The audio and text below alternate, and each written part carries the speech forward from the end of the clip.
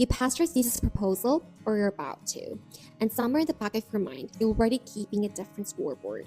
You're already wondering, what happens after my defense? You watch a lab mate land a offer for a role that did not exist 5 years ago, and you have no idea how they position for it.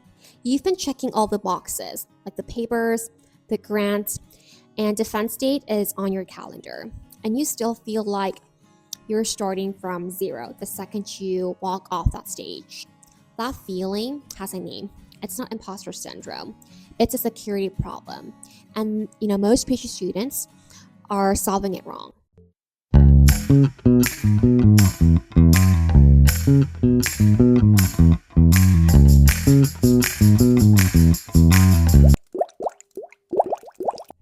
Most of us were trained to measure security by one thing. Did my advisor approve of me? Did my committee nod? Did I get a good feedback in the meeting? But your advisor's approval was never the thing standing between you and a job or a career. I wrote multiple grants during my PhD, and not one of these grants is what made me employable when NIH funding started shifting overnight. And the faculty path my own advisor walked stopped existing in real time. Real security was never about approval in the room.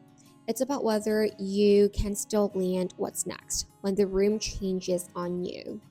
And the room is changing constantly right now. Funding priorities move overnight. Industry roles open up that didn't exist like 2 years ago.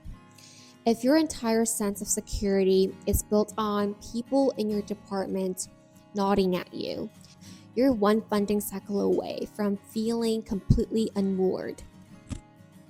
There's a story in Genesis 26 I keep coming back to. Isaac is in Canaan during the famine. Everyone around him is doing the obvious thing in a famine. They're leaving, retreating, moving down to Egypt, thinking that place is safer. Instead, God tells him to stay, and Isaac sowed seeds in famine ground. Genesis 26:12 says, he reaped 100-fold that same year because the Lord blessed him. He planted in the exact season where planting looked foolish. That's a therefore for us right now. The PhD job market feels like famine ground. Funding is unstable, the paths our advisors walked are gone, and the instinct in a famine is to panic. Grab the fastest exit. Stop building anything long-term because the ground feels too unstable to invest in. But kingdom-minded PhD students do the opposite. They sow anyway, not recklessly, but strategically. That's what I want to share with you today. Warren Buffett has a concept called an economic moat. It's a thing that protects the company's advantage, even when the market shifts under it. I've adapted it for your research career. I'm calling it your academic career moat. Your career moat sits at the intersection of mainly three things. Your unique skill stack, which is not one skill, but a rare combination. The market value of that stack, which is, people pay for it outside your lab. And then lastly, a sustainability piece, meaning it compounds instead of expiring the moment you graduate. Most PhD students build one moat and stop. Let me walk you through, all five in detail because you'll already have access to more of these than you think.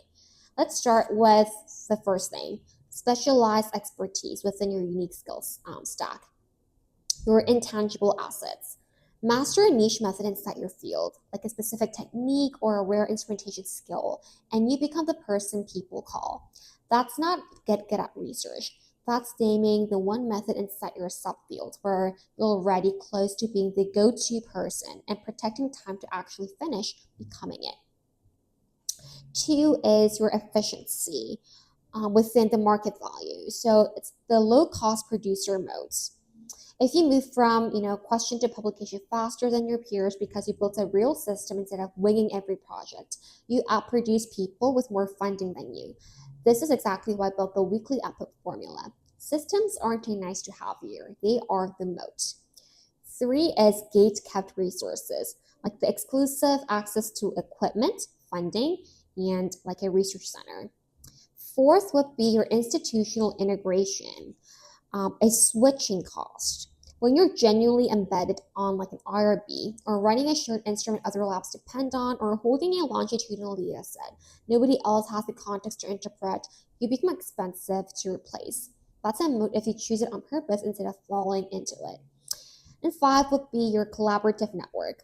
Like every co-author or every open data set you build, every lab alum who owes their onboarding to you, that is a network effect. The more people build on what you made, the more your name travels into the rooms that you're not in. Most PhD students build depth in one lane, like their thesis, and call it done. That is horizon one. A moat needs horizon 2 and 3 thinking too, like the bridge skills, the seeds you plant now that don't pay off for 2 or 3 years. And that's the part almost nobody protects time for. Here's what I actually want you to walk away with. You're not building this moat so you can finally relax or so your CV looks impressive. You're building capacity for the assignment God has for you next. And you don't know yet what that assignment is going to require of you. That changes how you build. You stop changing the fastest, safest looking exit, and you start sowing on purpose, even in a season that looks like famine. Your security was never supposed to come from your advisor's approval.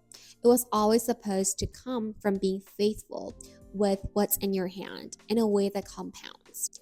If this gave you a way to think about your career that felt more solid than just keep publishing and hope, I built a free worksheet that walks you through mapping your own career moat with my personal examples. It's called the Research Odyssey Plan, and it's linked in the description. Go grab it before you close this tab. And if you're the kind of PhD student who wants frameworks like this instead of, vague motivation, subscribe. This channel is being built for you.